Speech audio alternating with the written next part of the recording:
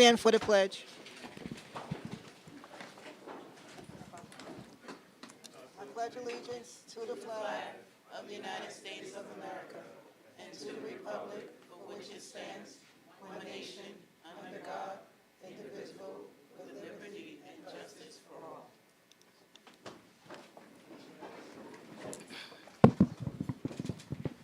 Roll call. Trustee Kelly. Trustee Njenga. Here. Trustee Adesobi. Here. Trustee Gale. Here. Trustee Lency. Here. Trustee Kerwin. Here. Trustee Red. Trustee White. And President Saunders. Here. No, she's not coming. She's not feeling well. Okay, so we're going to have communication from the public. How many people do we have? We have 7. 1, 2, 3, 4, 5, 6, 7, 8. We have 8 people, so please be mindful of the time. Thank you. Okay, first.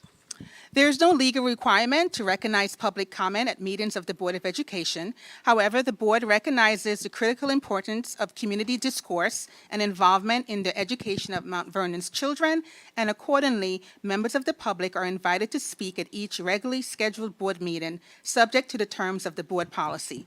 A speaker must register in advance by no later than 4 p.m. the day of the meeting by contacting the district clerk in person at 165 North Columbus Avenue, Mount Vernon, New York, by phone at 914-665-5235, or by email. The board welcomes all respectful comment, whether praise or criticism. However, identifying and criticizing a specific student, parent, teacher, administrator, or other Mount Vernon educational official or employee is strictly prohibited. Any such complaint must be presented and addressed through proper administrative channels. Each speaker is allotted 3 minutes to speak. Up to 1 additional minute may be used for the speaker to summarize and conclude their remarks. If appropriate, board trustee and/or the superintendent or other staff members at the direction of the superintendent may immediately respond to a speaker's remarks. Our first speaker tonight is Bishop Edwards.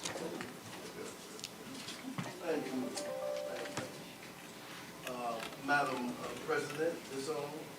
Madam President, this on? Thank you, Madam President, and to our superintendent and to all that's present.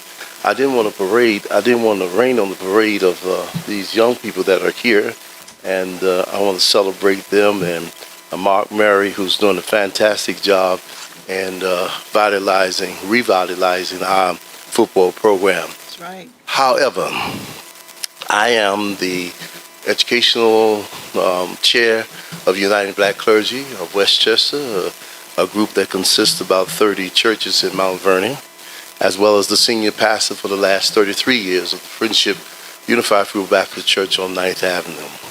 I have to say that because there are new trustees that we don't know who you are. Perhaps you do live in the community, and well, you have to live in the community, but we don't know who you are, so I think that we need to provide an introduction to who we are. We have a history with this Board of Education. Reverend Marzell will also speak and will give you some kind of narrative, and we've always have been on the side of pro-children. At many times we had to come to the board to talk about our support, and tonight I want to talk about our support of this superintendent, of the work that she have done for many years, and currently the work that she is doing. We want to applaud her for opening up our schools on time. We want to applaud her for assembling an amazing team. We have watched the team that she have assembled. She have looked out and got the best persons that will help her as we continue, as I said early on in her selection, the continuity of education. We are on an upward trajectory, and we don't need no interruption or anyone to hinder the work that's being done. Last time we spoke because, and we support her 1,000%. We talked about respect. We're hearing some things and rumors. You don't buy into rumors, but leaders, we always have to pay attention to that there are some people or a person that speak quite disparately against our superintendent of schools and what she have done and continue to do, and question her integrity. Well, without any question, this community stand with this woman.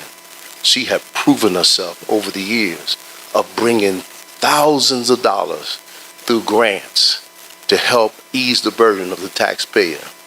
We do not, hear me, take lightly to anyone who will disrespect our educational program that sit on the board and refer to this effing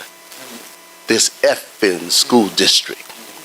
It will not be tolerated. Now, right now, all of you are in power. You're in power, but you must run your race. But at the end of your race, you have to be accountable to us voters, and we will not stand for disrespect. We fight against anyone who disrespect anybody on this board. And so when we hear these things, it may not be true, but if it is true, this behavior will not be tolerated if it's circulated in the community. Everything you do, we watch you and take a note, and you're under scrutiny. So you have our support. In the best of times we've been there, in the worst of times we've been there. We have not backed off, we have not backed away. You do have a fiduciary responsibility to make sure that every dollar that comes into this district is spent on our children. And we believe that you all are competent enough to make that happen. So thank you, and please let's support our superintendent, and let's be mindful there's some things that was dropped into her lap. Some things was good, some things was undone, and some things need to be completed. But I think if we give her the time and the respect, I think our district will be better off. Thank you. We love you, Dr. B.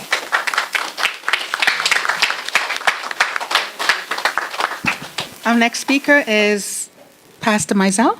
Mr. Mizell. Well, there's not much to say after Bishop speaks, but I do. It's not much to say after the Bishop speaks, but he did initially talk about UBC and our interest in the board and the education of our children. For many years now, for a few years, we've not been actively engaged. We began this process back in 1995. And as a result of that, the board looks like it looks today. When we first began this process, Patello was still superintendent. ICA ran the board. But we went into the streets, we galvanized the community, and we thought it was important that our people be represented as members of the board of trustees. And to that end, we've come to a place now, as Bishop was talking, we have a superintendent that's homegrown. We've only had two.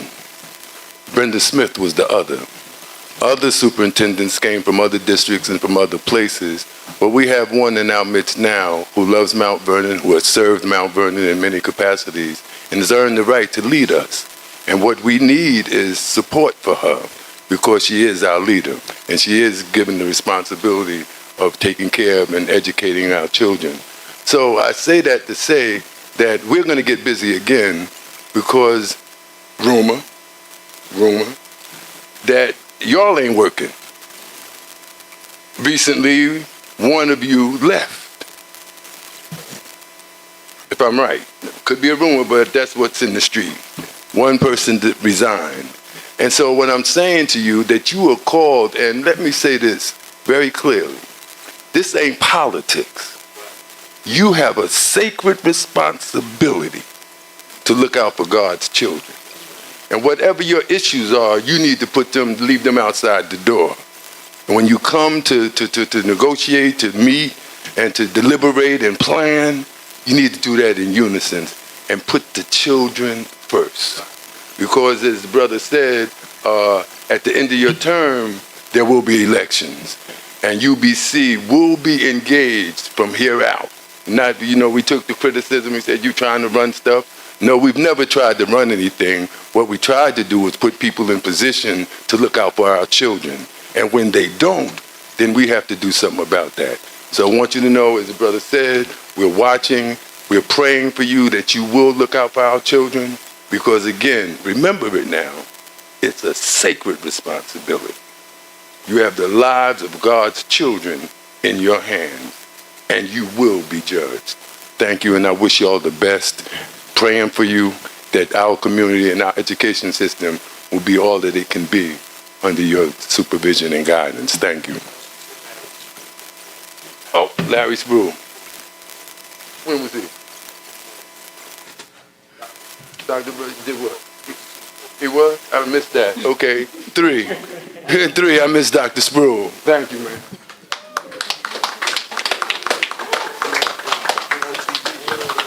Pastor Pogue?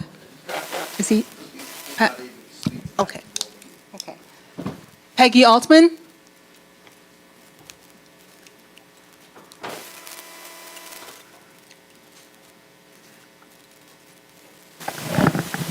Good evening. As one of the prior speakers said, we are accountable to the voters. And when we had the election over the budget, initially it was, we're not going to vote for the budget, we need an audit. Then I get a robocall the night before the election saying that the board agreed to get an audit done. So I guess my question is, who's been contracted to do the audit, and when is the result going to be made public? We are, should I answer? Okay. The board is discussing audits tonight. Okay. Thank you. We're going to be discussing audits tonight. Warren Mitchell?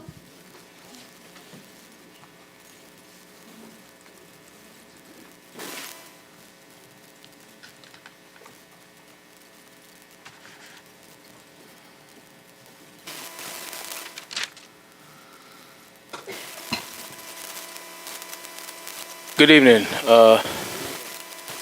people, Madam President, illustrious Dr. BC. A couple things I'm gonna try and be fast as possible. CSCA proposals are still going on. I know we're all aware of that. I'm here again to remind us all, not just that our CSCA people are extremely important, that they should be treated fairly. When you guys go in that room and you discuss who's getting what, and we push back, but I want to remind you all something that you may not know is that when their committees request data, they look back at prior years so that they can review what the proposals were, what was agreed, what was not. They should be getting that information as soon as they ask for it. It shouldn't have to be left aside or, held up or delayed. They need that so that they can negotiate properly. In their committees and their leaders are the ones who normally would be requesting this data. You should be pressing to make sure that the people who provide that data are getting that data to those folks so that they can review properly and they can come back with educated proposals and negotiations. Speaking along the lines of fairness, we have safety agents in our buildings that, as far as my understanding, and this is a question, every safety agent, security agent in our buildings is supposed to be fingerprinted and certified by the state, according to my understanding. And I'm questioning now what buildings have security agents that are not fingerprinted and certified by the state right now. Because if something were to happen tomorrow in one of those buildings where those safety agents that are uncertified or unfingerprinted, what type of money are we stashed away for the lawsuits? Okay, we need to be thinking about that. So all of you there in those seats, make sure that is something that you want to definitely think about. Are you chasing to make sure that we're buttoned up? And speaking of security and fairness, again, I'm going to say this. I don't care what your title is in this district. If you work in this district, no matter what it is, do not wear your title as if that's some reason to talk to people and treat people in a fashion that is unbecoming. Do not disrespect people because they wear the same uniform as 15 other people in these buildings. Their lives are on the line every single day so that the rest of the folks who make 6 figures and better can come to school and feel safe, so that our babies can come to school and feel safe. So I hope that these things are being thought about and you're keeping that in the forefront, because everybody that is of supervisory status or whatever it is, you're talking to people who have feelings. If you were to see them in the street and Stop and Shop off hour, are you thinking about what you said to them when they were in your office or they were talking to you and you were talking to them as if they were less than what they are? And that goes from the director's level to the whoever. I don't care what your position is. Do not abuse your power. All right. And again, in speaking, I'm not going to take any thunder away from Bishop but yeah, you are given an opportunity. We charge you with being responsible and doing what you're supposed to do to make sure that the decisions you make in those seats are actually, that you're affecting the babies first, not the person next to you. Not the person that's telling you, well, look here, we shouldn't do this and we shouldn't do that. No. Think about the people who are actually being affected. None of you are being affected by the decisions you make. Those of us sitting out here are affected by the decisions that you make, more than anybody. Okay, so as I sit here, I look at all these gentlemen from this football team, at least one of which I coached on T-ball when he was about 5 years old, and he was shorter than me, and now he's taller than me. But I'm glad to see him and the rest of you guys in here doing your thing, the mighty Mount Vernon football team. I love to see it. And I hope that when I come back in here the next time, and you're going to see me again, right? Because we're going to talk about some more things like fire alarms in the buildings and which buildings have full fire safety and up to snuff, and how many of those buildings are not up to snuff still yet. When the state came in June and I walked through and they told us which buildings were not up to snuff on fire safety. I don't see my man, Mr. Silver here right now. I would ask him the question, but we need to have these buildings up to snuff, and we should be definitely not spending excess money to have people watch the buildings so they don't burn down because we don't have fire safety equipment in place in these buildings. And if I'm not mistaken, 3 people retired from the board. They resigned from the board. 3. 4, hold on, I'm sorry. The other person refused her seat. Okay? Make sure that speaks great volumes. 3 people who served this board strong and had nothing but our babies and teachers in mind and in their heart resigned. Why? Your time. That's the question. Steve, yes, I know. I like Thank you for your comment. Thank you very much. Appreciate it.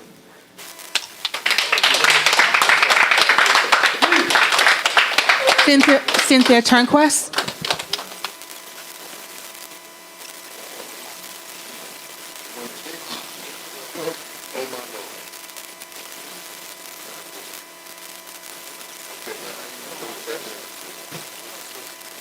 Good evening. My name is Cynthia Turnquest Jones. I reside at 444 Seneca Avenue, Mount Vernon, New York. So this morning I'm here this morning, that's how long I've been up. So this evening I'm here because of the library at Williams Elementary School. So what is the library does? It creates an atmosphere of learning, but what do individuals who know about libraries and its function, other than checking out books, is a place of research. Everyone who has a degree had to go to a library and do research. So why wait until they get to college and start when they're young? I had the pleasure of visiting Trapegan Elementary School library. And it was one of the best libraries that I've seen here in Mount Vernon. Because whoever sat down and thought about how they were creating this library, they thought about the children, they thought about the parents that they went home to, and they also thought about the staff. That is something that we want to do here at Williams Elementary School. You see, right now, there are a plethora of individuals who are out there who are creating these lists, and they're saying that if you are teaching about Dr. Martin Luther King Jr., if you are teaching about Frederick Douglass, that you will be fired and you will be fined in particular states. But here in Mount Vernon, that is not happening. They have books that are on a ban list. Books like Charlotte Webb, Brown Bear, as well as The Giving Tree by Shel Silverstein. But we're not doing that here at Mount Vernon. When you walk into Trapegan Library, you see those books on the shelves, so those little hands, those little black hands, those little brown hands, are able to pick that book up off the shelf. Now the library has to run with a certain kind of money. I spoke to Dr. Bennett Conroy, and everyone in here should know, and if you don't know, Now you know that she is a beast when it comes to writing grants. Children are allocated $6.25 every year for books in the library. We have a couple of principals that are in the house. They already know that struggle. That means that if there's about 300 students in the school, they only get 1,875 books. The average book cost is $16.99, which equates to only 111 books for that school year. The average amount of books that is needed in a school library is 10,000 to 15,000 books, which is roughly $245,000. We are not there yet at Williams Elementary School, but we will be there, because I spoke to Dr. Bennett Conroy, as well as the Black Political Westchester Women of Mount Vernon, as well as the Youth Bureau, because we know that our children deserve to be in the race. So the desire is to make sure that our scores increase by 35%. And that is when there is a library that is up and running. It is the one thing that we fought for when we were slaves, was to be able to read a book. We should not be fighting for that right now in 2022. So I am asking, and I am making sure that everybody have on record that we will do it one book at a time, and we're going to start with Williams Elementary School. Once again, I bid you Black power and Black peace.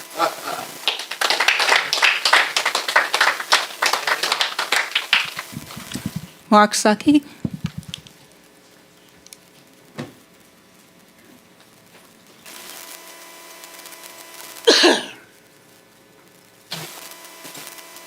Good evening. My name is Mark Stuckey.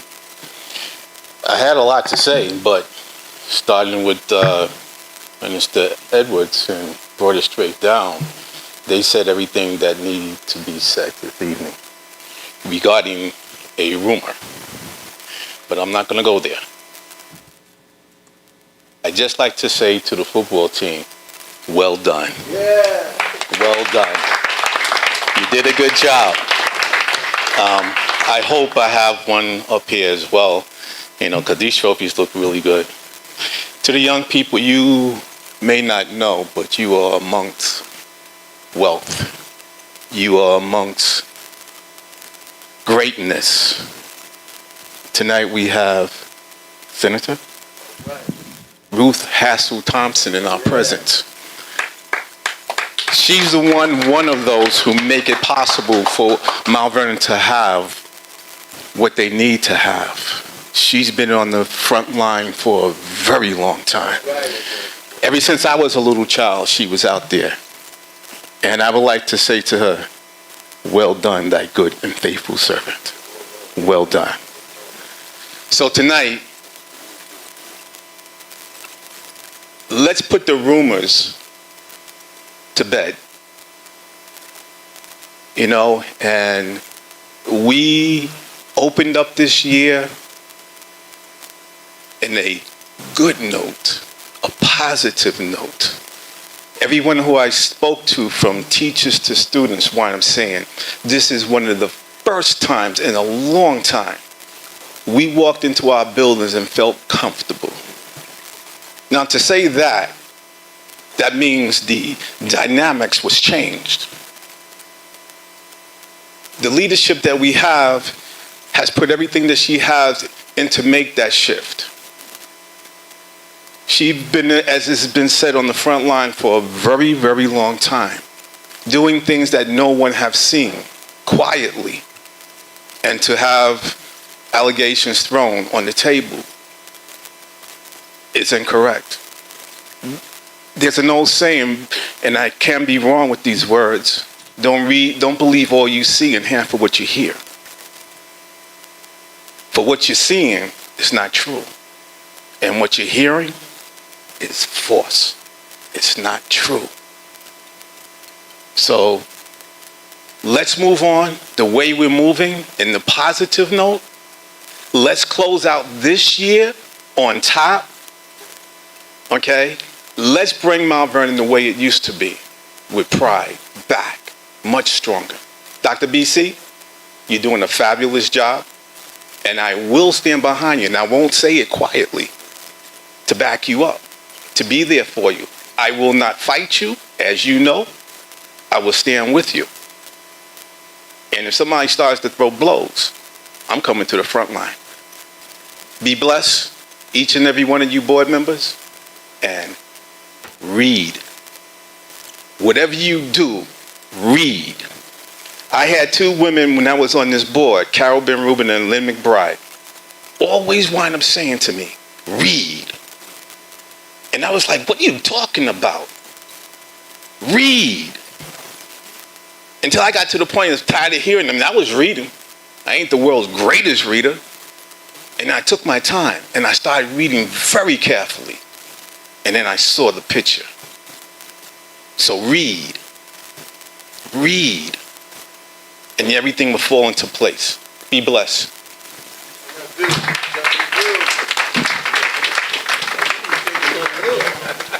Dr. Letty? Okay. That concludes public comments.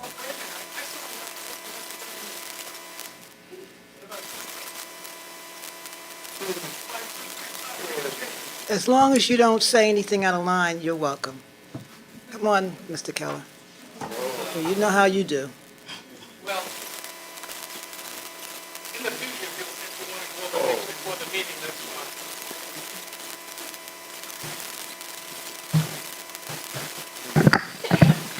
fine. Thomas Keller, 12 Pasadena Place. I'm disappointed that Ruth Thompson didn't run for re-election in 2016. Now we have a senator from the Bronx who Mount Vernon represents about 1/4 or 1/3. You're from Mount Vernon. I wish you were still in the Senate, like Gary Pretlow. Anyway, this was fixed a few years ago. There's huge potholes as you're driving in the parking lot. Can't we get it fixed? There was one pothole fixed a few years ago. It was a huge one when Leslie Zamore was the president. I was at the mayor's meeting this morning. The huge potholes on McQuestion Parkway, the one on Prospect and North Columbus, hopefully they'll get to that. Anyway, congratulations for opening up the athletic field. I was told it wasn't going to be open. It's now open on weekends, and the period is short because the days are getting shorter, but I guess it's open after students do their athletic activities during the week. So, Lorna, thank you for opening up, pushing on that. I walked over the field this Saturday. Beautiful tennis courts, resurfaced a few years ago. They're like brand new. Anybody plays tennis? Go play tennis on the weekends. And didn't we have lights that worked the athletic fields? I remember a few years ago there were walks in June, Walk for Cancer. Richard Thomas had fireworks over there. And I think the lights worked, but somebody said they're not hooked up to Con Ed. Can we get the lights? You could have events over there. So please turn on the lights. Now, in terms of homegrown, I'm not sure what you mean by homegrown. Certainly Brenda Smith was homegrown, but she moved to White Plains in '83 after her husband lost the race for mayor. If you say the superintendent is homegrown, yeah, if you count New Rochelle as Mount Vernon, she's worked for the district for 20 years, but she hasn't lived here. That's the homegrown I'm talking about. Okay. Finally, I don't have my calendar with me. Unfortunately, I left it at home, but the school district had off yesterday, Monday, the 10th. And I looked on the calendar and it said, Indigenous Peoples Day. Who is responsible for this, approving this calendar with Indigenous Peoples Day? That's a phrase. Mr. Keller, Mr. Keller? It's a phrase. It's a bumper sticker. It's a thought. It's something that some people want. But the only federal holiday is Columbus Day. How outrageous that we have yesterday off for Indigenous Peoples Day, which has no, it's not legal. I am an indigenous person. Would you? Mr. Keller, Mr. Keller. So have your Mr. own. Keller, Mr. Okay, Keller. some other time. Mr. Keller. Don't interrupt me. I didn't interrupt you. Don't interrupt me. Mr. Keller, please. Okay. Please, you have 20 seconds, please. Mr. Keller. Same thing with the Muslim holiday. Same thing. Yes. Please, finish what you have to say. Okay. I have 8 seconds left. Please don't be disrespectful, please. I'm not being disrespectful. They're being disrespectful to me. Anyway, when we approve the next year's calendar, I want it Columbus Day, not Indigenous Peoples Day. Thank you.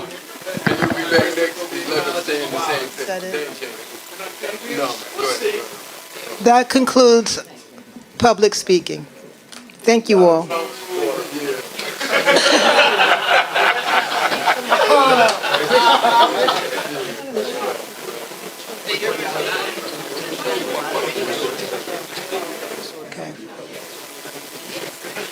Okay. So, hello. The board is aware of certain recent allegations that have been made regarding one of these vendors, and it will take all necessary steps to review the matter with the appropriate parties, including the council. We will continue to update the community on this matter in the extent necessary and legally appropriate.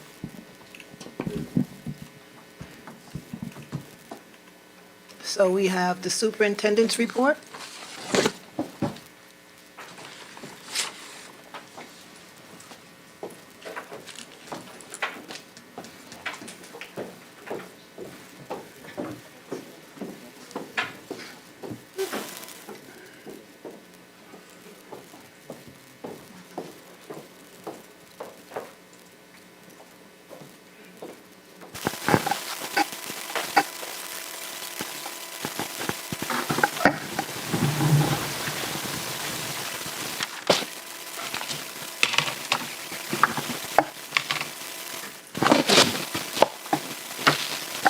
I don't really need to celebrate my people. I don't need to sit behind a desk to do that.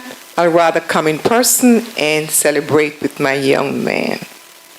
But before I do that, on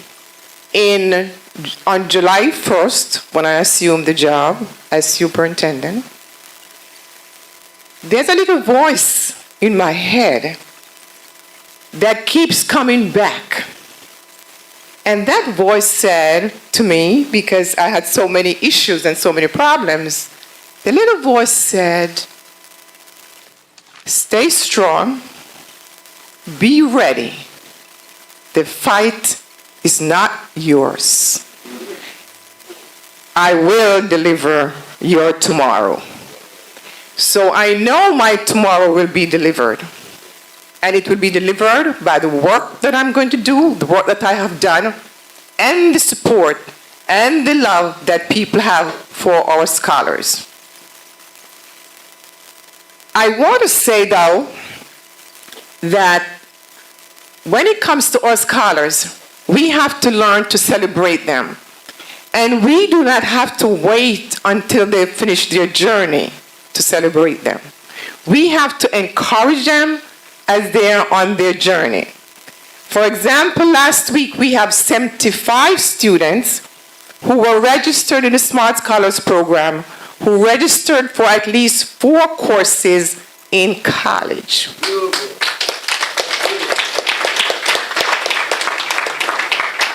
At the end of their senior year, they will be leaving with at least 60 college credits.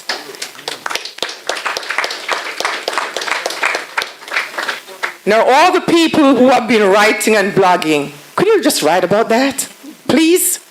Because that's what we do. We celebrate our scholars. And yes, I live in New Rochelle. but I fight for all my kids in Mount Vernon.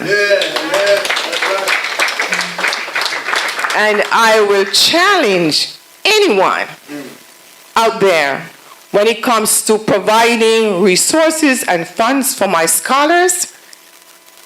Let's put it out there. It doesn't matter if you try to muddy the water, because you know what? The truth always prevails. And I'm not going to stop. I'm going to keep going. As long as I have the support of the community, I'm definitely going to do my best for our kids. And thanks to those who always support me. And thanks to those who don't. Because you know what? You will come around. With that being said, I want to congratulate my football players. I know you have been here for quite a long time.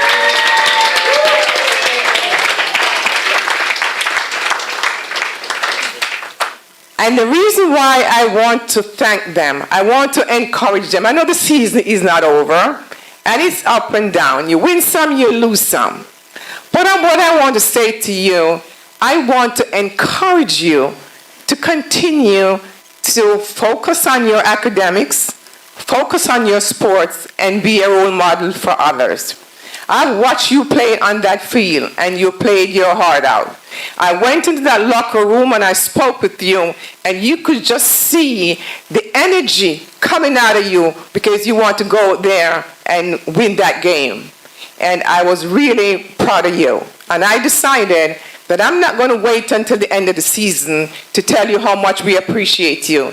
We are going to do it tonight. Yeah. So, ladies and gentlemen, please give it up for our football players.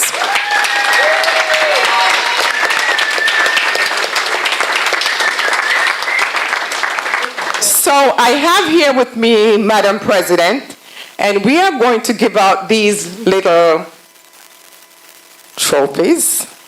So if you don't get one at the end of the year, just remember that we still appreciate you. Anyway, your time will come.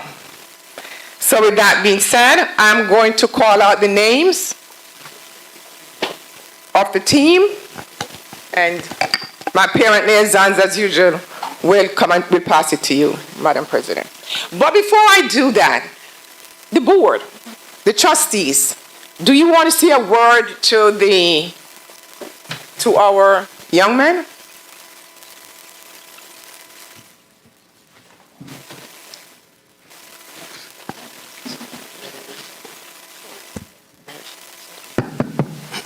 Oh, you're a player too.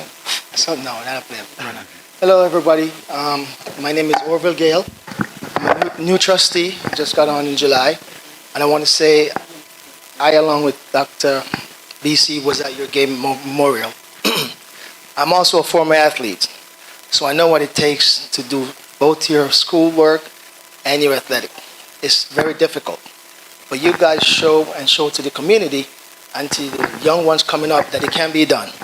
Okay, so we just want to keep your head up, keep pushing forward, and do the best you can. But always remember, your academics come first. Okay, so take care of your academics, everything else will follow. So congratulations again, and good job, and we wish you the best for the rest of the year. Check. How you doing, fellas? My name is Jeff Fred. I went to all the schools in Mount Vernon. In Mount Vernon, at the time we were going to school, we were big in basketball. You know, we had Scooter McCray, Rodney McCray, Gus Ray. But this football team this year looks like it's going to take us a long way. Yeah. So I just want to tell you guys to keep your head up, stay focused. Like my mother used to say to me, stay in them books, and make sure that y'all bring the championship back home. Thank you.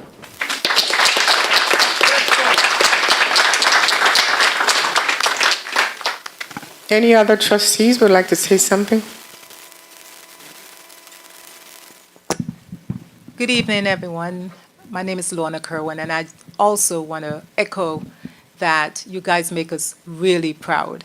It was such a great game when you guys were playing Yonkers. And I know how you guys felt. I felt it for you like you were my child. So I just want to encourage you, as Trustee Oval says, stay in your books and play hard. You guys could do it because you could win the championship. And who knows, we will see you sign in one day with the football teams, the national football teams. So congratulations and be well. Thank you.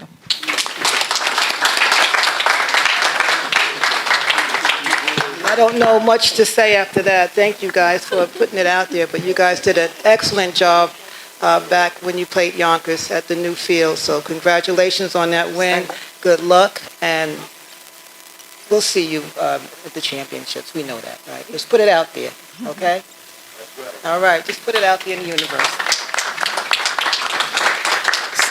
So because we don't want it to take a long time, I'm going to ask you to just stand up in your seat when I call your name, and we'll take the trophy to you because it's going to take a long time for you to come up.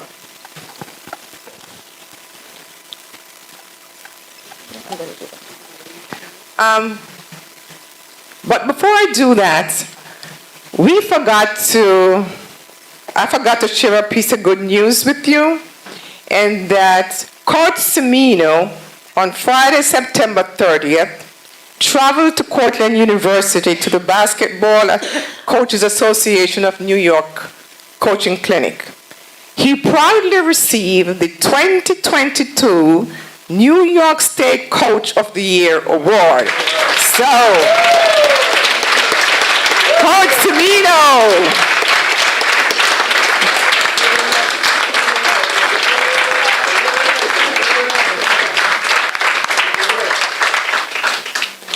Sorry, Coach, I know you didn't want me to do this, but I have to shout you out, okay? All right, so let's get to the kids now. So the first person is Edward Ababio. No, just they're not in order. Okay, so I'll call from here instead. Roberto Hernandez. Please stand. Jaden McRae.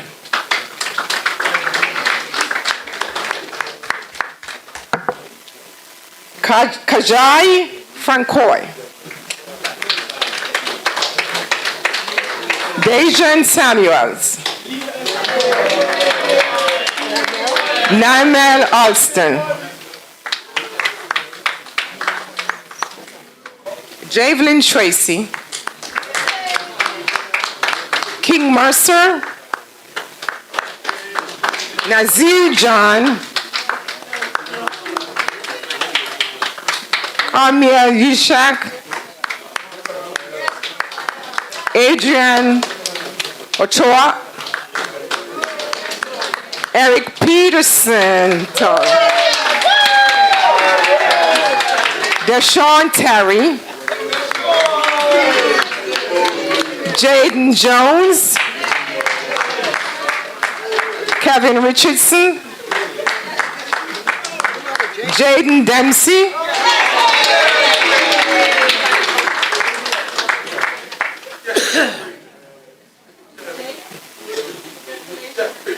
Edward Babio.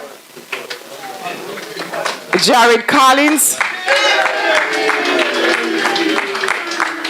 Kiel Wong. Jaden Hamilton. Isaiah Gadea. Courtney Brown. Bashir Odindo. Levon Latham. Javar Foster. Romaria Dewar. Isaiah Mingo. Tydell Lee.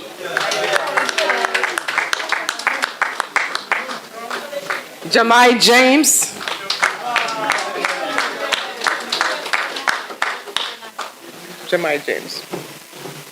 Okay. Xavier Vassell, Dwight Findling, for Sean Boyd,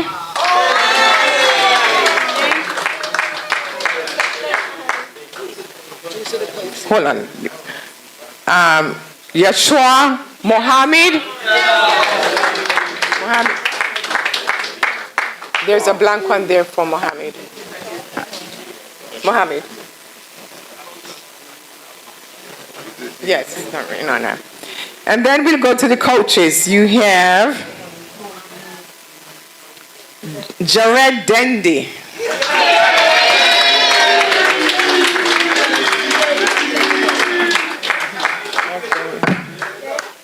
Crooms Condell Hamilton.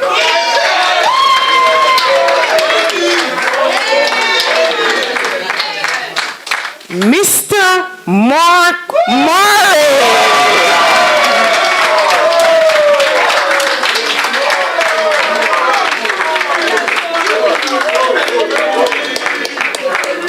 And of course, the Honorable Bob Semino.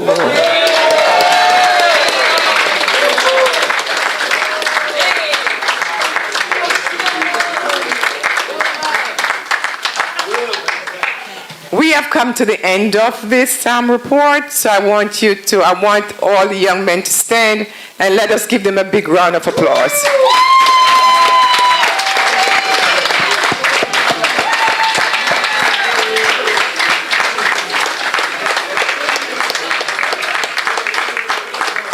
Thank you guys for coming, but Mr. Murray, do you want to say something? Okay, we have the boxes for your gifts, so the boxes are outside there. Okay. I just want to say thank you for the Mount Vernon community for supporting us. Memorial Field game was a big impact for our city, not just for these young men, but for our city.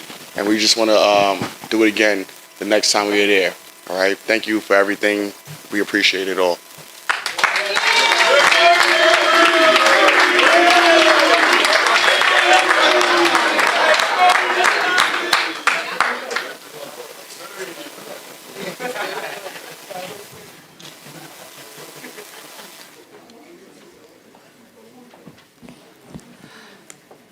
So we have a presentation tonight? Yes. Yes, we do have a presentation by Dr. Monica Georgefields, and it's on balanced literacy. So we just want to educate the folks who do not know what balanced literacy is so that we can keep moving forward in educating our kids. Dr. Georgefields? Good evening, everyone. Good evening. It's good. I can see it. I have it on my phone. Thank you. Thank you. I'm happy to be here, board, president, superintendent. Thank you for inviting me to, and I'll let the students go. I know they need to get up early tomorrow. All this celebration that's going on. They need to go do their homework. Don't forget to do your homework. I'm good. I can see. You want me to turn it on?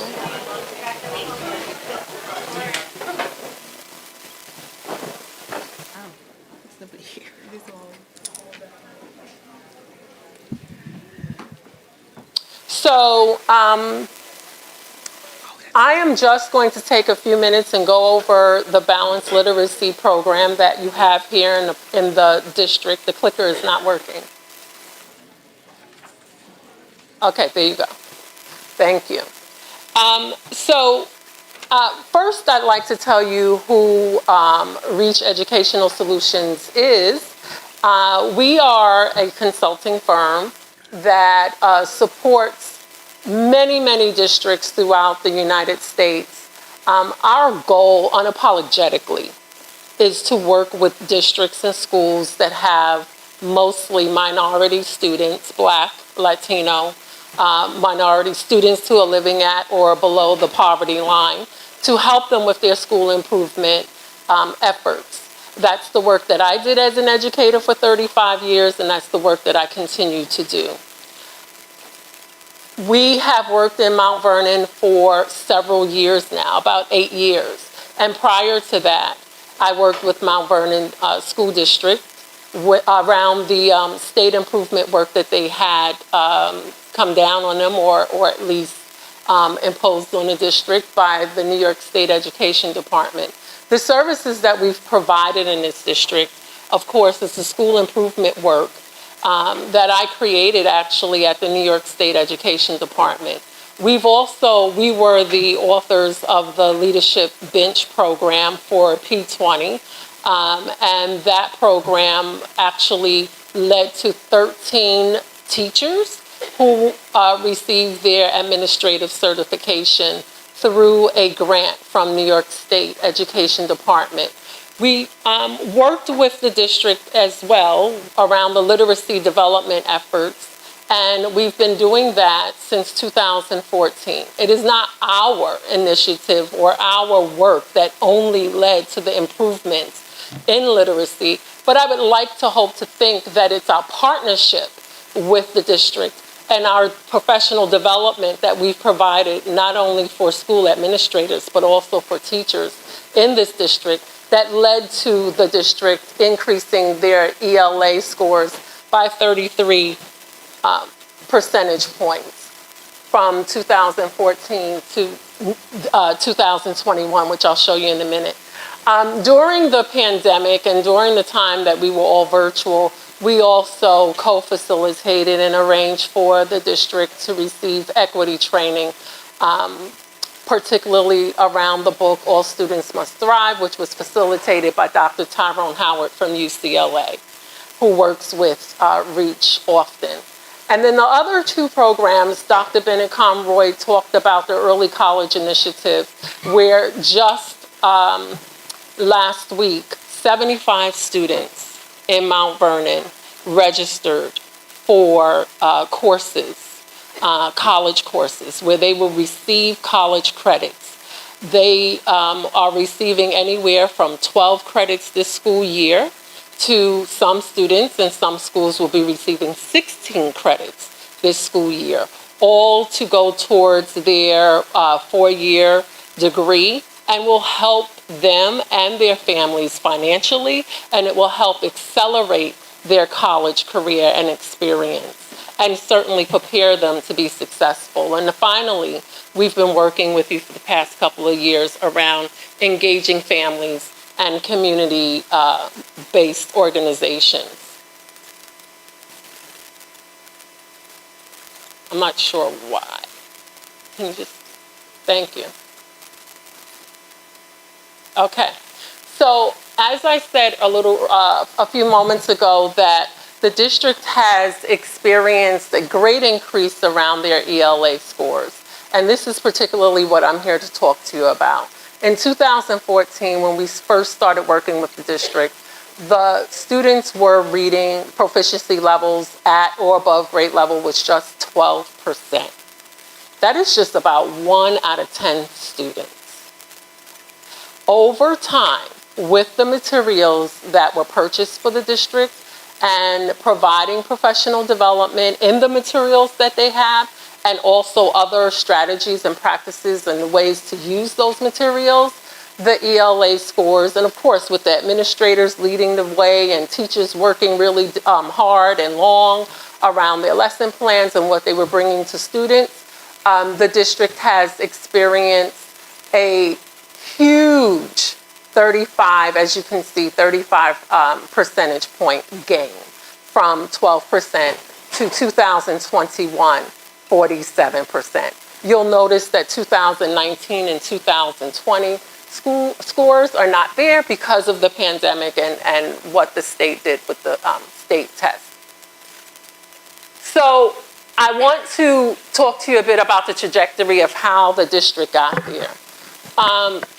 Balanced literacy is not just one approach. It allows the district, it allows schools and teachers to look at all ways that students acquire literacy. There is no one program that's the panacea for how students learn to read, that's going to cure any student who is reading below grade level. If that was the case, we wouldn't have so many struggling students in literacy. You have to look at it in a balanced way, and I'm happy and proud to partner with Mount Vernon in that approach. The balanced approach that Mount Vernon City School District is taking is to ensure that the 4 components, phonics and phonemic awareness, is being provided to students through the Foundations program.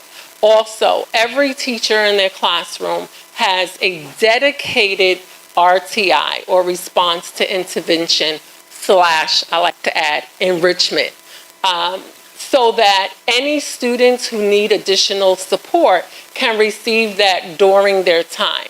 The difference with the balanced literacy is that it's not embedding RTI or phonics and phonemic awareness into the reading period. Reading is separate so that students have the opportunity to read books, and so is writing.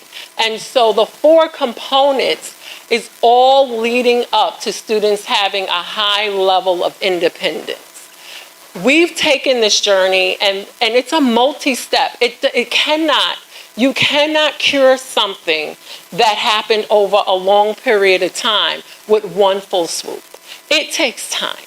You have thousands of students here in Mount Vernon School District, and you have to think methodically. You have to consider the teachers who are standing in front of the students and the administrators who are supporting those teachers. And so over time, we've taken step by step to get to this point that the school district is at this year, which is to ensure that every student has an opportunity to actually have authentic reading books along with the Journeys books. So there's not like that program has been thrown out the window. We don't throw away the baby with the bathwater. So that they have extended opportunities to read and what we call have eyes on text. The only way to improve in literacy is to read and to write. You have to do both. And so if you just use the Basel program by itself, it doesn't have that dedicated time because everything is encapsulated in one lesson. And so the district has learned to parse that out. And it has taken time to win teachers over, to teach them how to do that, and to teach them the value of a balanced literacy approach. Our current work in the district, just to go back, is to continue the school improvement work, is to continue the long-term goals and work that we had already established years ago for literacy development is also to continue the family and engagement work. Naturally, since we wrote the grant for the early college program, we're continuing those efforts. Although only 75 students registered for college credit last week, you actually have 150 students involved in the program. Every year for 3 years, another cohort will be added. At the end of the program, you'll have 225 students, 75 students from each of your high schools receiving college credits, up to 60 college credits, which could be an associate's degree for many of those students. And then the last thing that we'll be doing is the special ed work.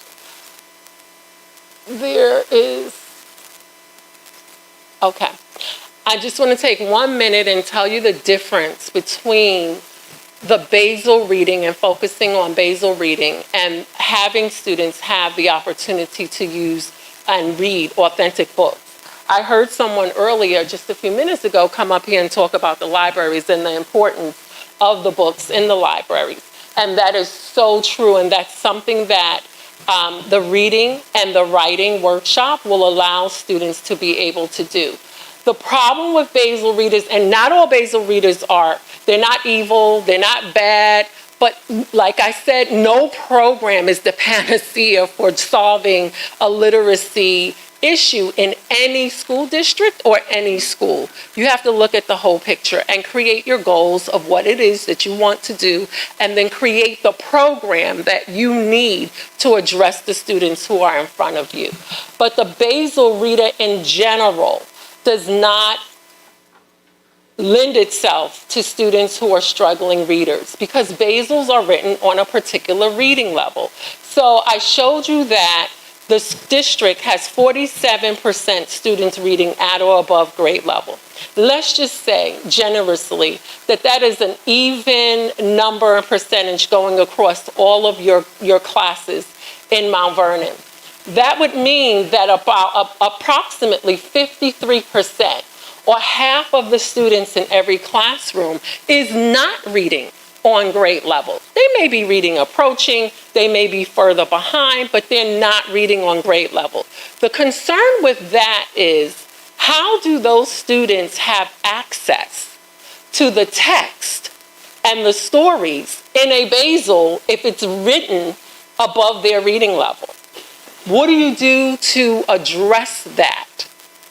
And if that's the only thing that they have available to them, and the only thing that a teacher is using to teach literacy, you're going to have a problem. And this is why many districts that use basals usually cap off at about 30 to 40% proficiency rates. And then they realize that they have to put authentic books in front of children in order for them to, A, develop a love for reading, and I would hope that that's our goal for our Black and brown students and for any student that's enrolled in Mount Vernon, that we want to develop a love of literacy in their hearts and in their minds so that they are reading. The other problem is that it has a cyclical approach, which means that it doesn't stay in one genre. It doesn't stay in realistic fiction. It doesn't stay in fantasy. It doesn't stay in biography for any long period of time.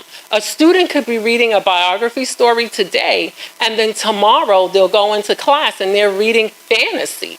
They're reading about the Wizard of Oz. And then the following day, they can be reading an autobiography, and then the following day they're reading a poem.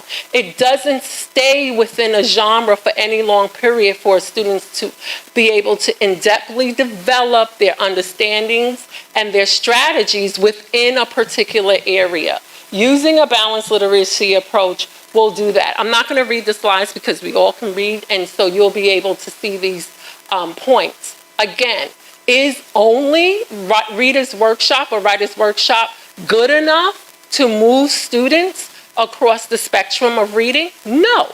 That's why you need a balanced approach. The balanced approach in Mount Vernon is to ensure that you have a dedicated period for phonics and phonemic awareness in the lower grade and word works, what we call word works, in the upper grades. We don't abandon it just because they're in upper grades. They work on vocabulary, they work on prefixes and suffixes and other things that you would not work on with phonics and phonemic awareness. And then you also in this district have the RTI dedicated period so that teachers can use that time to work with small groups of students who need that work based on their iReady assessments. And so I'm going to stop there and say that's my presentation to you on balanced literacy.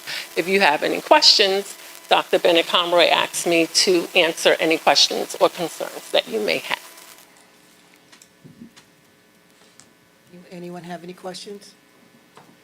How long have you been in the district? Since 2014. So you've been here since 2014. I know there was a slide, I guess, with COVID, and you said we're at 47 or 33%. My clicker is, I'm trying to go back to that slide. Can you go back to the chart? We're at 33%. When in 2014, the district was at 12% proficiency rate. What I said is that in that slide, you will not see the 2 years during COVID because the first year, the state did not administer the reading exams.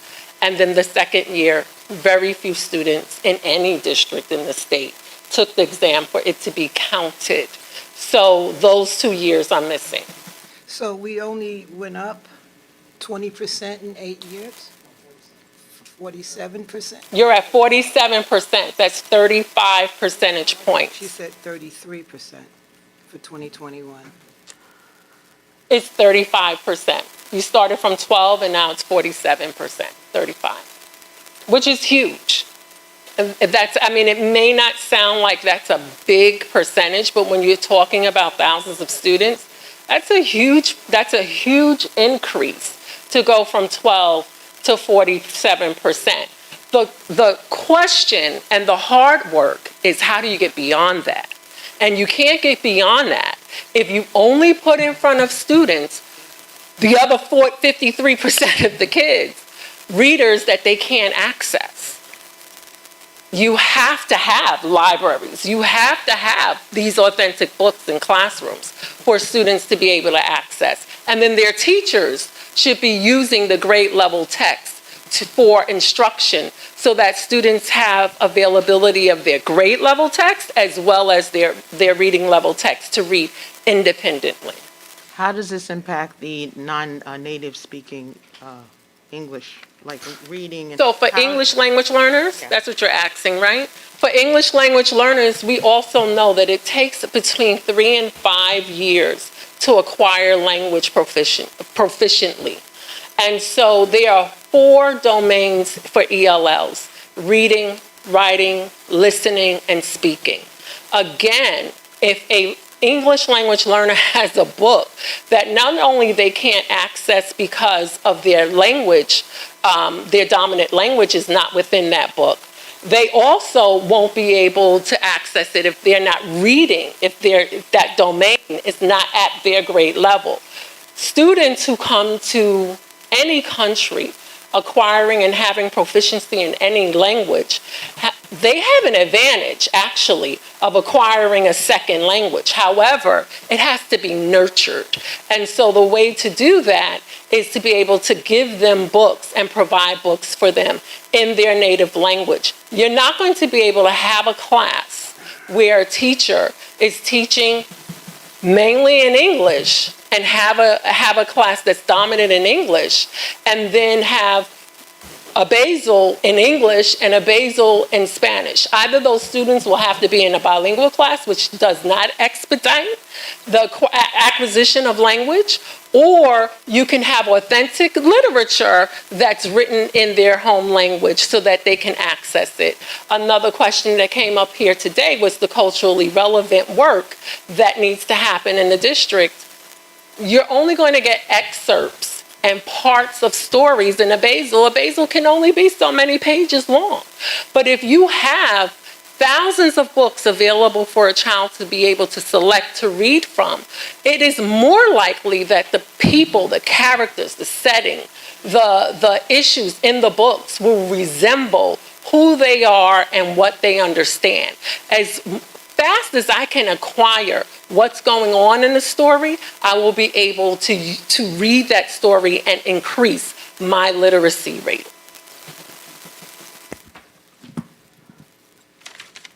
Do you have a list of those books, an example of the list of books that you're using for like the elementary school age children? Yes, the Dr. Bennett Conroy has a list of scholastic books, titles that are in every Is it school. only Scholastic? Is that the only company? No, you have Scholastics. We're still using the Stories and Journeys. We're using the other resources that teachers have had, and that's the beauty of balanced literacy, right? As long as it's a book, you can use it. The teachers are using books from short books or small books that they've had from programs from years ago.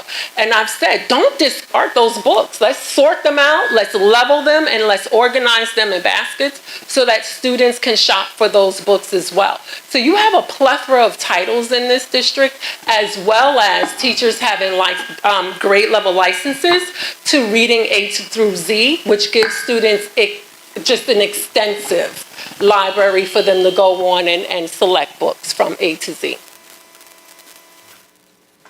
Check. Could I speak? Yeah, let me ask you a question. Are we introducing this program to the parents as well? We did I won't say professional development, but a workshop for parents, but we certainly can.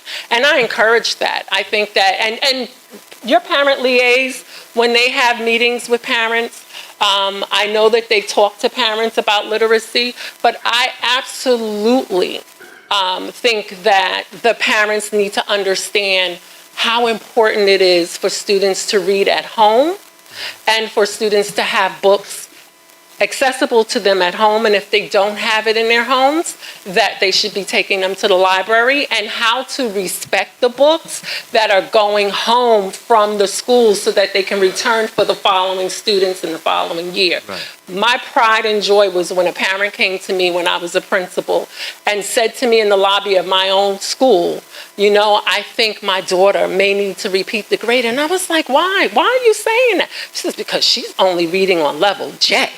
And she needs to get with it. And that just showed me that now I have a parent who actually knows as much as what we've been teaching teachers and saying to students. So I absolutely think that if you can get parents as partners in this work, your literacy rate will also increase in that area as well. And one more question. But I also want to add, Trustee Red, is that this summer we start sending home a series of books with the students to go home. So each student has 5 books that they take home. And over the summer, you have people who are reading these books at different locations. For example, you have Cynthia Turnquest, who read to her kids in, is it the library, Miss Turnquest? Right, at school, in the church, with some of those books. So every summer, you know, as long as I'm around, they would be getting books to take home that they could build their collection. Perfect. And this is for every student in Mount Vernon, special ed and everybody, correct? Oh, yes. Okay, cool. Oh, yes. You need the special education students to have access to books that they are reading, that they can read, so that you can accelerate their reading level as well. Thank you.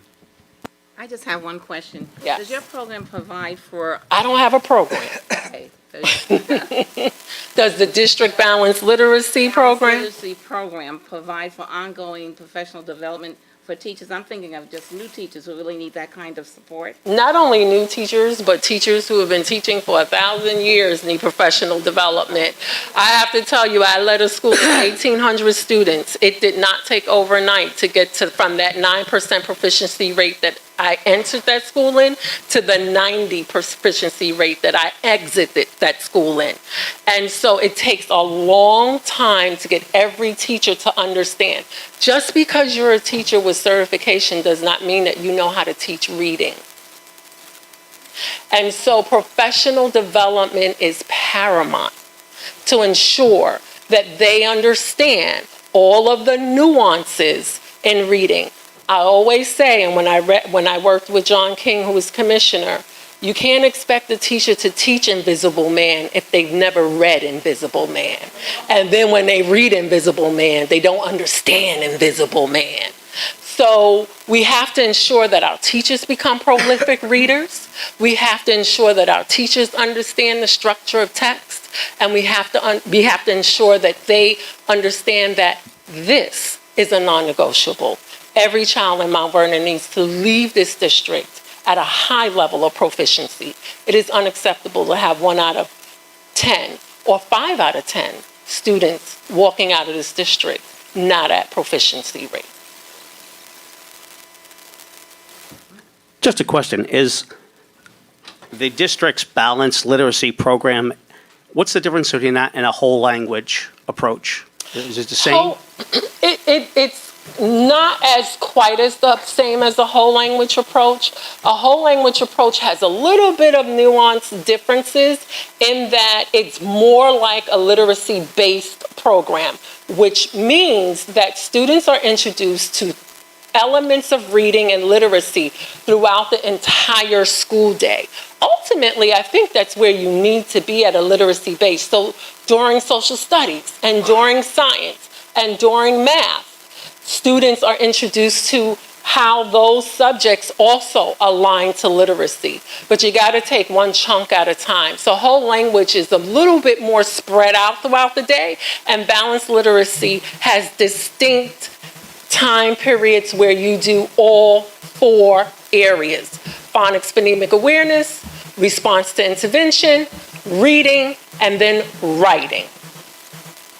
And how does either the whole approach, well, let's go with the balanced approach, the balanced literacy. How does that compare to the more traditional, just, I would say rigid, probably what I learned, study of phonics, and I'll probably pronounce it wrong because I wasn't the Betas, but phonemic awareness. There you go. Remember, so in Mount Vernon, you've adopted Foundations, right? Which is an Orton-Gillingham program, Orton-Gillingham is the best.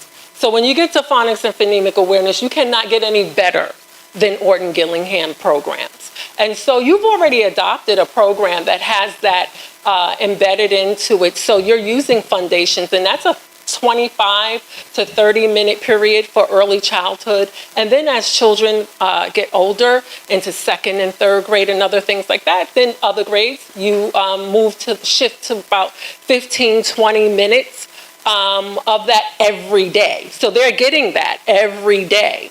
Then you also have your response to intervention. So when you have your assessments, which the district administered in September, you don't want to just administer assessments and don't do anything with it. That's having data for data's sake. You have to have data that you're responding to.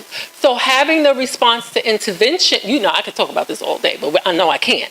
But having response to intervention will allow you to use that data from the iReady assessments that you had teachers take the time out and administer in September. So teachers can group students according to that data and provide skills, which is not always embedded in a routine way in programs. Mm-hmm. And just a question, how does I did some research on it, so how does our program, the district's program, compare, or is it similar to, I know there was a program developed at Columbia by Lucy Calkin. Mm-hmm. Is that ours similar, the same, something different? So Lucy, I worked with Lucy in the late 80s and early 90s when she first wrote Writer's Workshop. Reader's Workshop did not even exist at that time.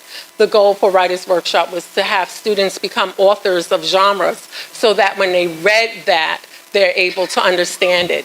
The difference between TC, which is why we don't say that Mount Vernon is doing TC, which is Teachers College, we call it TC, is that TC is strictly reading and writing workshops. Again, you have two additional components. So when you're doing TC, phonemic awareness and phonics is embedded in the reading workshop, and you have other strategies that you would use that embeds the RTI into writing or into reading.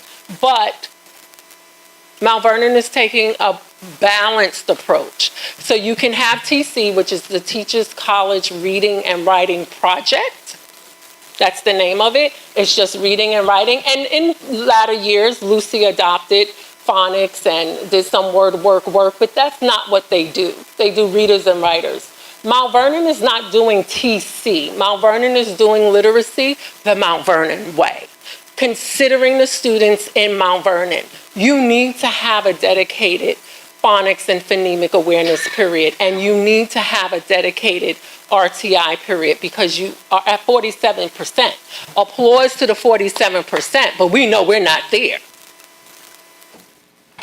Does that answer your question? I had a question for Dr. Bennett Conroy. How many book clubs or poetry clubs are in the district for like after school? Do they have that type of thing here? Not many, and it's something that we have to bring back. A lot of the schools have been asking for it, especially the high schools. But the K through 8, 1 and 2 of them might just have it, but not many. And that is something that we need to promote. Mm-hmm. Embedded in the Reader's Workshop, however, the units of study, you have book clubs. And embedded in the reading units of study, you also have poetry. I'm sorry, I want to give Ruth Hassel some water. You need water? Give her some water.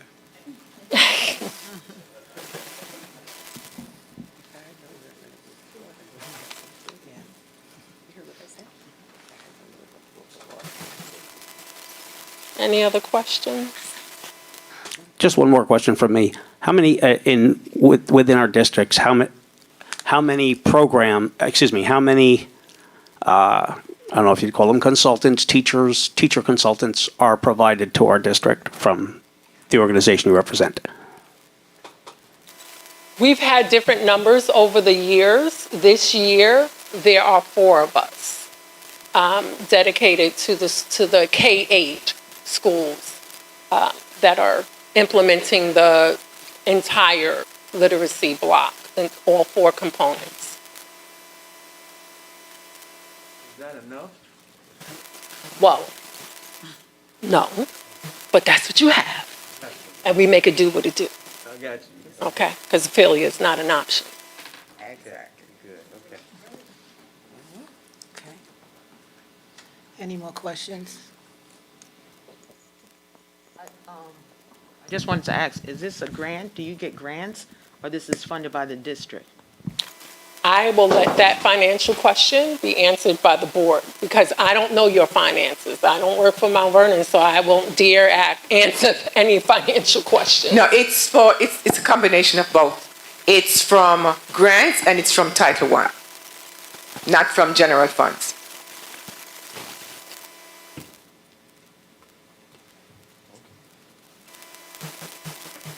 Any other questions?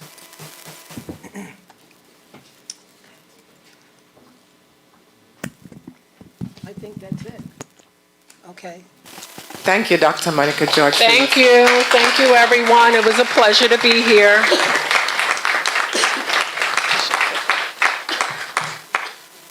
Thank you for your time.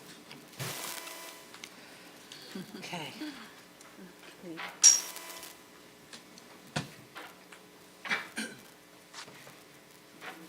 Yeah, so we're going to go right into committee reports. I will start with Mr. Gale. Anything from you?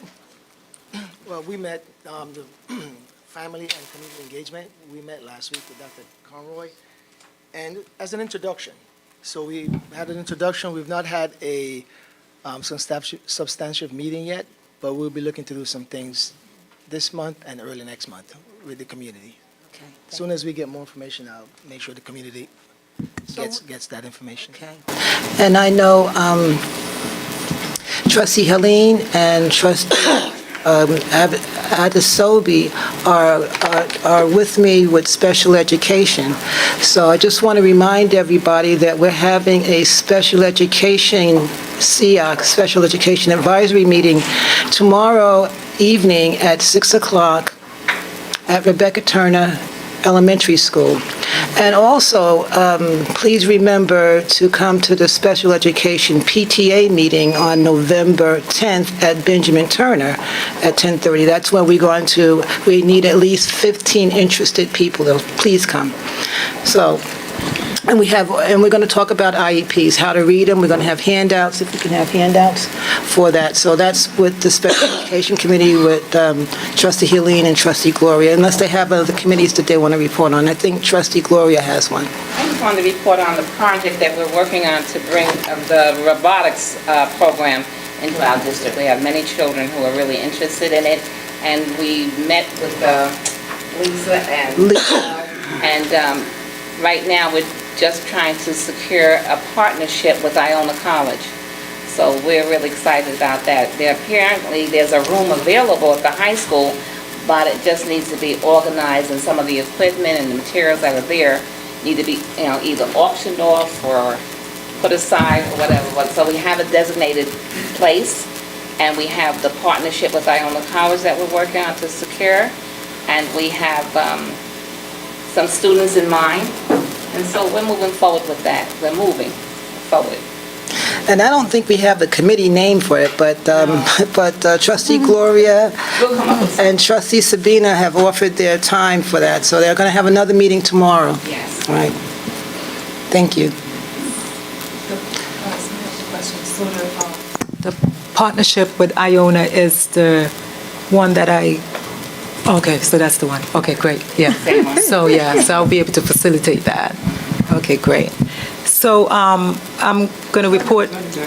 I told you I was going to do it. Well, as of Saturday, when I spoke with them, no one from the district had reached out to them yet. According to Iona, no one from the district had reached out to them yet to set up a... That's the same, is that the same? No, I don't think that's the same. That's different than But the what... principal had reached out to them at Iona. Oh, And they okay. are working on that. And she was here tonight, but she left. Oh, okay. I cannot have her speak on it. Yeah, but that's different than what the robotics... Okay, Right. so that's But what they do. what is that too? It's a STEAM program. It's a STEAM program Yeah, right. with And Iona involves- College. It will be a STEAM program with no expense through the district. It's all going to be funded by Iona University. So hopefully that we could get them in here and get started, because it's now October. and It's their gonna take- grant and they include us in it. Yeah, yeah. I spoke with them, so hopefully we could get started. Great. Thank you. So you have something from the So policy? yes, so from the policy committee, we met, and we have at least 30 policies that we are working with NISPA to refresh and to get them up to standard. So that's what we started out with, I think about 5 the last time we met. So we have 25 more policies to get refreshed with NISPA that we are working on. And as far as the budget committee, we have not met within the last 2 weeks, so we don't have anything to report on the budget committee at this time. Lindsay? Well, I'm on the security committee. In the last few weeks, I've met and spoke with the director of security, and in separate meetings, and one of the road supervisors went over some of their manpower questions, or raised some manpower questions with them, and some of their assignments, because I know there's been shifting some people around, and just wanted to discuss it with them. Also, because it was brought to me by some members of the community, I spoke to him about assigning guards to kind of walking posts to check areas around the schools that might be a high risk for contraband or possibly weapons making it into the school. So we discussed those things. And the one thing that was brought up by the road supervisor, because they had attended the game at Memorial Field, was that it would be an excellent idea if the district can find the funds to put another, and also discuss it with the city, to put a repeater for the radios down at the new stadium, because at the last game, we had 22 guys there, but their radios can only talk to each other. They're in a hole. They can't actually talk outside of there in case something happened. They can't reach outside of where they are because they're kind of in a little hole. They need a repeater down there to make it so that it bounces to the rest of the district. So what's a repeater? It is exactly what it sounds like. It repeats a signal and sends it and amplifies a signal to somewhere else. I'm sorry. It's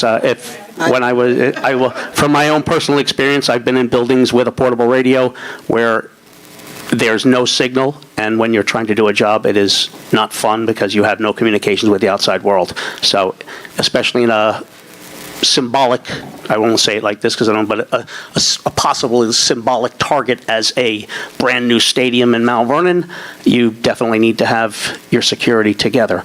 I did, in speaking with him, I spoke with Andrew, and I just also spoke with Mr. Ramirez from Tech, who said he's going to start working on it. So I'm sure he'll be in touch with whomever he has to try to get it done. Okay, yeah, and I'm also part of the Family and Community Committee, and I didn't make it to the meeting on Friday, but I'll get caught up to speed on everything and let you know next meeting. Okay. Mr. Lindsay, as far as facilities is concerned, Trustee Adesobi had said that we were working on trying to remove some equipment from one of the rooms in the high school. Do you know what the status of that is? I don't have a status of that. Last I heard, they had started to do it, but it kind of hit a standstill. Do you know who would be responsible for that? Because we need to really move, that's really kind of holding. I had the conversation, I just ended up having the conversation, but it was initiated by Ken Silver. I had a conversation earlier in the summer with a Mr. Campbell from over at the high school, I also had a couple of conversations with different teachers who used to be the shop teachers as to whether or not we actually should get rid of it, but that's various conversations. BC, can you help us with that? Yes. As soon as Mr. Silver returns, I'm going to ask him the status on that because I know he was seeking out different people to come in and do some auction on it. So as soon as he gets back on Monday, I'll follow up on that. Trustee Lindsay, would you help Mr. Silver with that? Would you All assist day him long. and oversee Absolutely. and I'd be, do whatever you be need to very, do? very happy. One of the community members brought up an issue with security guards not being fingerprinted. Does anybody know anything about that? As I've stated from the get-go on this, I am not a security professional nor a security consultant. I'm just a former cop and former military. No clue, but I will ask because we do have consultants that work for us. Okay, let me address that. Is that we have the security guards from Riga, and they have had their own fingerprint from different companies. But we have a policy here in our district through HR that they have to go through a different system. And Marcy, you can back me up on that. So we agreed for the safety of everybody and for transparency, we're going to let them go through it again through our system. So they have gone through our system, they have tested, and we are waiting for the result. But they have already been fingerprinted from a different company. So there's nobody in here who is not fingerprinted. Okay. It's just that we decided that they have to go through our system. So that question wasn't directed at our guards then, it was directed at the outside? Briga. Okay, Yeah. there you go. Someone told me that, and BC took care of it, so I just wanted to make it public. Thank you. So that was committee reports. Old business, I think Lorna brought that up. Any other old business? I do, Dr. David. I had, not to put you on the spot, but I had suggested that we include in our curriculum financial literacy. I just wanted to know if you had a chance to speak or to even try to get it implemented. Thank you. Yes, good evening, everybody. So we do. We have a career in financial management program. We have currently 260 students across the district that are taking it. And just to give you some topics, because you mentioned something about checking, it focuses on budgeting, money management, credit and loans, investing taxes, and job readiness. And you will also find some of these skills and topics embedded in the economics courses that every 12th grader takes. So we do have it. And it's an elective right now. It's an elective. So Yes. what grade does it start at? 8th. 8th. And 8th and 9th. oh, okay, I was just going to say, so it's not continued all the way to 12? No. Is there any way we could get it continued all the way to 12? I can look into it, look at the state regs, and I can look into it and get back to you. And instead of being an elective, can it be a mandatory course? First of all, I need to say this before you guys answer. I need to say that we can't find people to even teach that course in the elective. I just want to say that, much less to put it into the curriculum. As a matter of fact, I'm having conversation with the deputy commissioner to see if we can use some other courses instead, because kids are losing credit because we can't find teachers to teach that course. So we might be looking towards maybe technology or something else, because we just can't find teachers for that. Okay, so I understand that, but it's important to teach our kids financial literacy. Oh, sure. I am with you. Oh, okay. I just want the teachers. Oh, okay, because Right. I just want the teachers. yeah, it's important. Okay. Right. But in the meantime, I don't want the kids to lose out on their credits by not doing, by just sitting down there waiting for a teacher to come in and do career and financial management. So if they can't do that and we can find a licensed computer teacher, then we let them go to computers. All right. Go ahead. I know you were saying something. So you're saying the mandatory is mandatory in the middle grades, but it's not mandatory in all the grades. Oh. So I didn't know if you knew that. Okay, no, I didn't know that. Okay, but it is mandatory, but not in all the grades. Okay. Okay. So across the board, the middle schools, you're saying the 8th grade, they are being taught that across the board? If they have a teacher, If they have a teacher. because we have certification issues, and that's the challenge. So if we can't even manage what we have now, we open it up, we're creating a bigger problem. So but we are recruiting for teachers? Are we Yes. recruiting for teachers? Okay. All right. How long has that course been available in 7th grade? You said 8th and 9th? So, if I may, we were having difficulty finding teachers the past couple of years, but this summer the state changed because there was difficulty finding teachers for it, the state changed who can teach the course. And so now the number of teachers that we have teaching the course has increased. Whereas before it was a specific license of business and marketing, the state has loosened that. Okay. So we do have teachers teaching the course, but from different backgrounds. Okay, great. Thank you. Thanks. No, I had asked, when did we start teaching it in 7th and 8th grade? Yeah, how long have we been doing that? We started in 2018 when we began to go K-8. The state gave, home economics was a mandatory course for all middle school students. When we decided to go to pre-K-8 buildings, we realized we didn't have a kitchen in every school. And at that time, the state also realized there are no home economics teachers left. So they changed the regulations, and in lieu of offering home economics, school districts can opt to teach career and financial management, which is just learning how to run your household and your home from a different perspective. So when we went K-8, we did it for all students.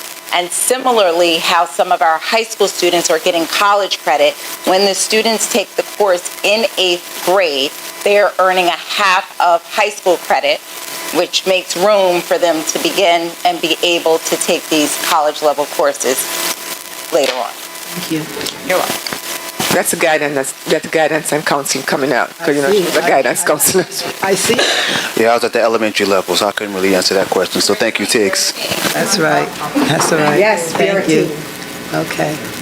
All right, so you want to go on to the resolutions? I believe that's where we are. That's where we are.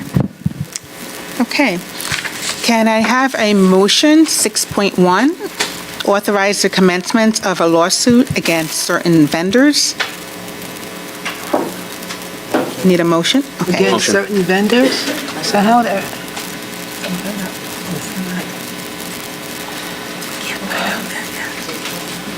That's 6.1. I think that was just put in this today.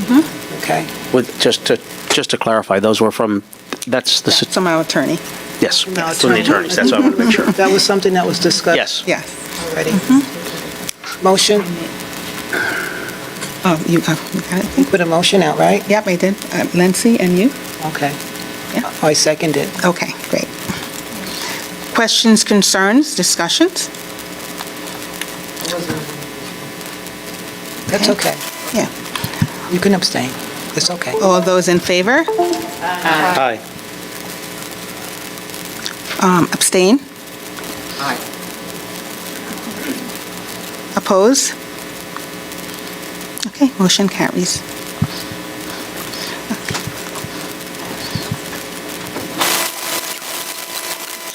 I'm gonna save it. You want to read it? Got it. Can I have a motion for 7.1?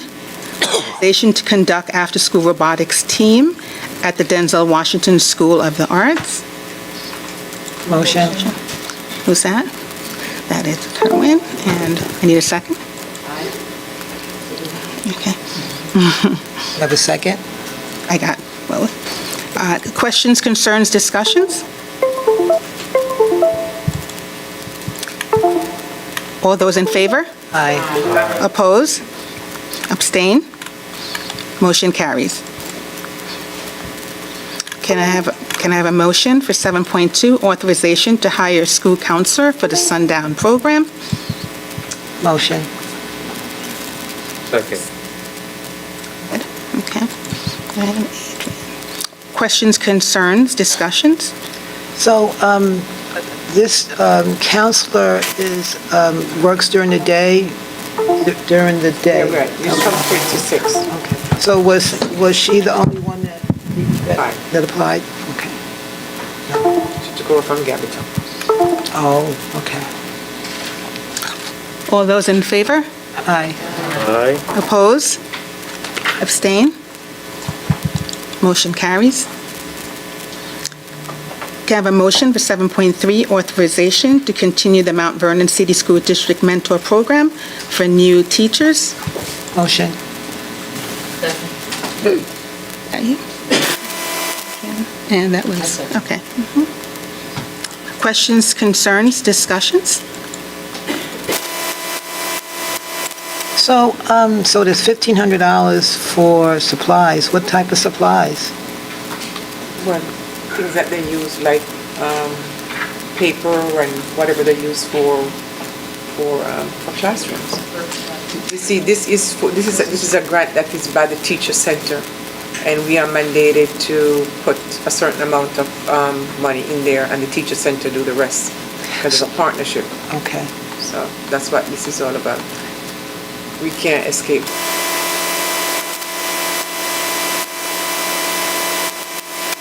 Okay. All those in favor?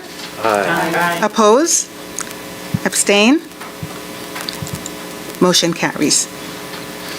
Can I have a motion for 7.4, appointment of technology links for the 2022-2023 school year?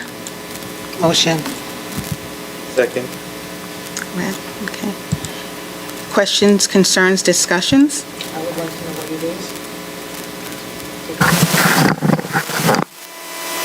Okay, well, these are people who are in the schools who take care of the website in the schools. So each building has a dedicated Yeah, person? right. And these, at the time when we put the first resolution in, these people weren't there.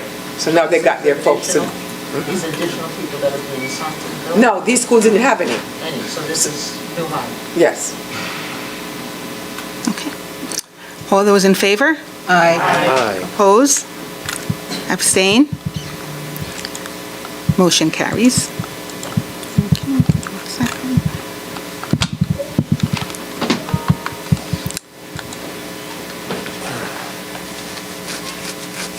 May I have a motion for 8.1, Human Resources? Motion. 8.1. Question, need a second? Second. Questions, concerns, discussions? So the backup for these resolutions came under separate? I don't see them. They're in executive. They're in here? They're in executive, right? They're where? In executive content. Oh.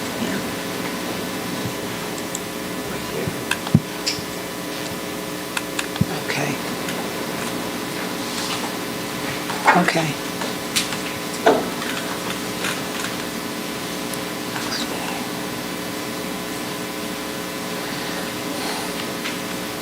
Anybody have any questions? Questions, concerns, discussions? I have a question for Human Resources. What is the vaccination status in the district for employees? That data was not collected by Human Resources. It was done under the Deputy Superintendent at the time that we collected it. I'm not certain because we agreed to maintain confidentiality to the person who collected it and the person in technology who was getting it, so I don't have the full numbers. Yes, I can answer that. I can't tell you who they are, but what happened, we hired one of our past students who is attending Spelman College. She came in, she worked with Nurse Hubert at the high school, and she went through it hand by hand and collect that data. So what I will do, I will reach out to Nurse Hubert. I don't want to say anything until I know exactly the right percentage, and I will share with you guys in an email as to how many percentage of our staff has been vaccinated. Policy for new hires? New hires in what?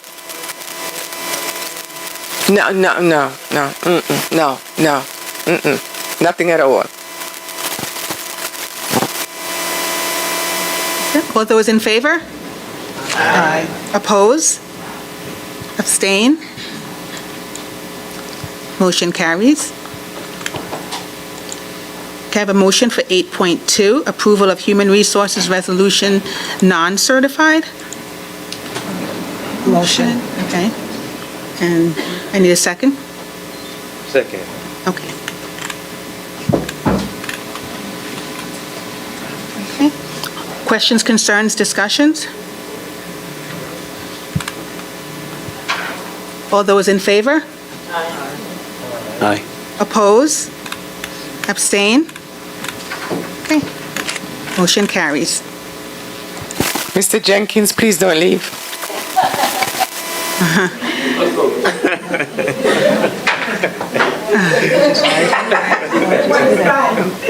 I just want both to vote on it, and then, Okay. then I'll do what I have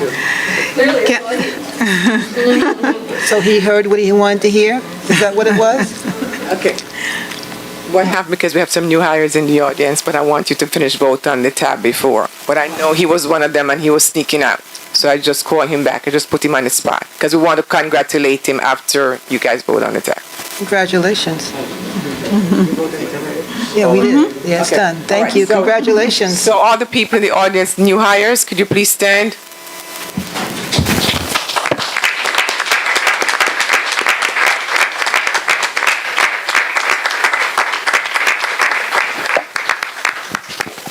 Welcome, Mr. Jenkins, to the Mount Vernon City School District as one of our new counselors and new hires. Congratulations.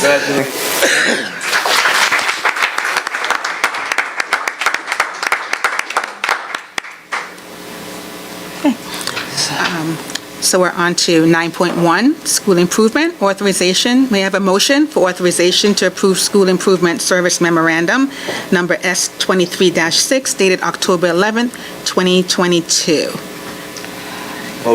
Motion. That's read.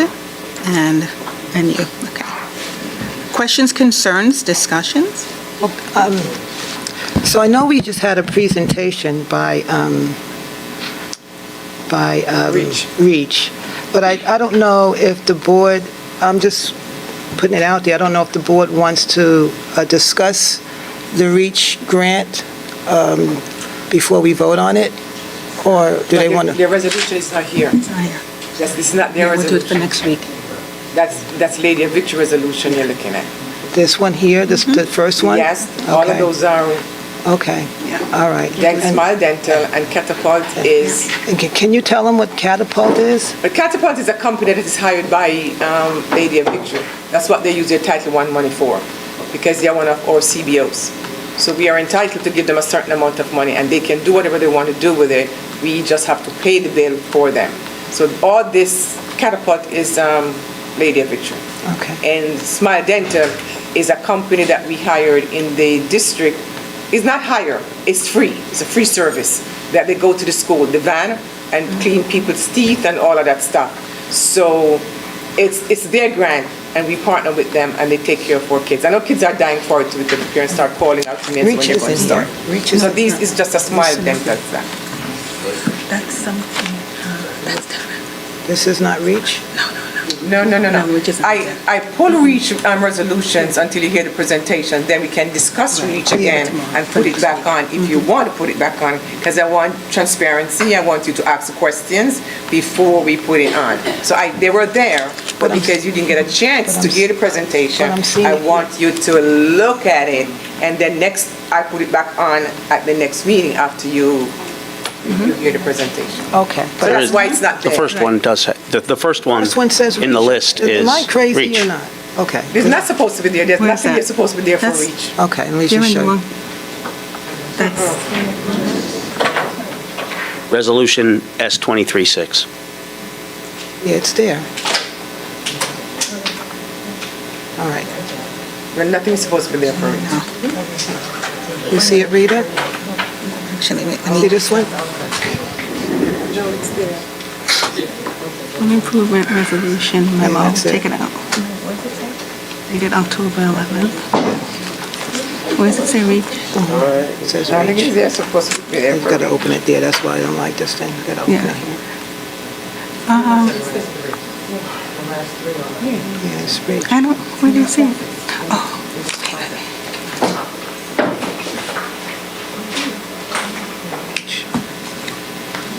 It's Reach. Everything was, This that one- shouldn't be in there. No, that's not supposed to So be there. Yeah, how do you take it out?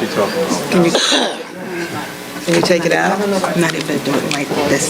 So why don't we come back and vote on this, okay? Okay. All right, so we're gonna pull that for, we're gonna Yeah, pull we're that, gonna pull it and Rita's, come and back. Rita's gonna take it out, okay? Thank you, all of those BC. were reviewed. Okay, All so right, she's going we'll to take that out. Take that out. We'll come back to that. We're going to table that for now. And then. Dental one. Put it back. Yeah, you Right. can put it back. So All right. I didn't. So that, I appreciate that. so we're going to approve Catapult and Smile? Yes. Yeah, we can approve those, but Right. the other one needs to come out. How do we take that out? Can we take it out now? Move that to Yeah, October 20th. we'll move it to the 25th. Yeah, okay. So I can't do it right this minute. I don't know if we vote on that. I'm taking it right out. But we have a motion out, Take it out.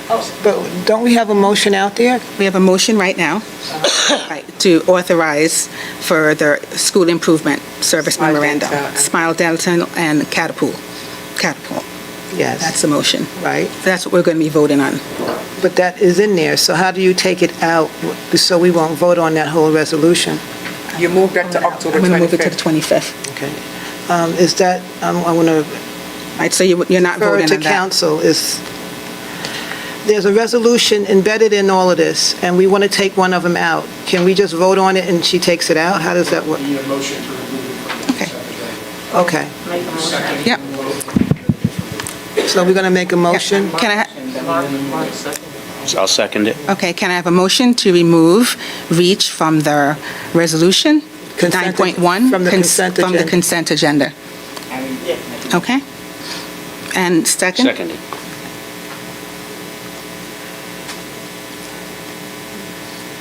Questions, concerns, discussions? All those in favor? Aye. Okay.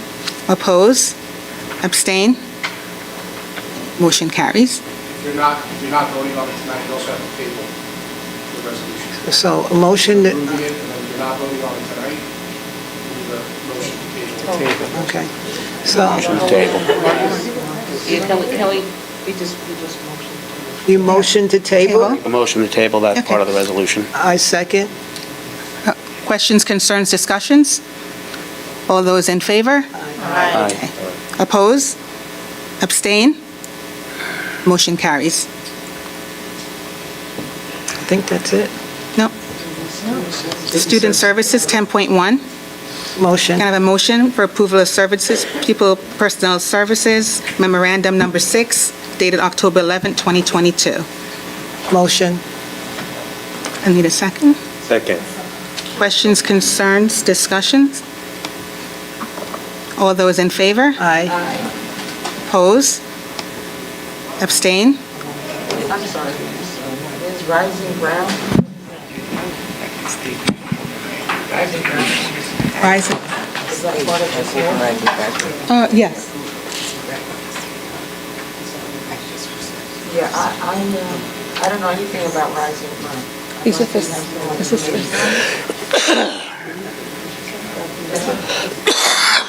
Dr. BC, there's a question.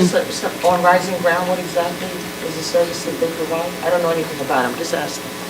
Okay, and honestly, that's a Dr. Kim's question. It's a new program they put inside there for, I think, this special needs kids. It's in the special needs area, yeah. So it's part of the... Yes, part of the whole, it's a new it's a movement program where kids going. Okay, all right, during the school day? Okay, all right, that's understandable. Yeah, because it's a kids learn through movement. Right. And I saw the program when she presented to me, Kim. And All those in, I explain it better. Okay. sorry. All those in favor? Aye. Oppose? Abstain? Motion carries. Okay, so we're going to go into executive. So we're going to have a motion to go into executive session for the purposes of, Can I have a motion to go into executive session for the purpose of exploring settlement and personnel issues? Motion? second. Oh, okay. You second? Okay. Questions, concerns, discussions? I don't think there are. Okay. All those in favor? Aye. Okay. Oppose? Abstain? Motion carries. Okay. Let me just take a look at that.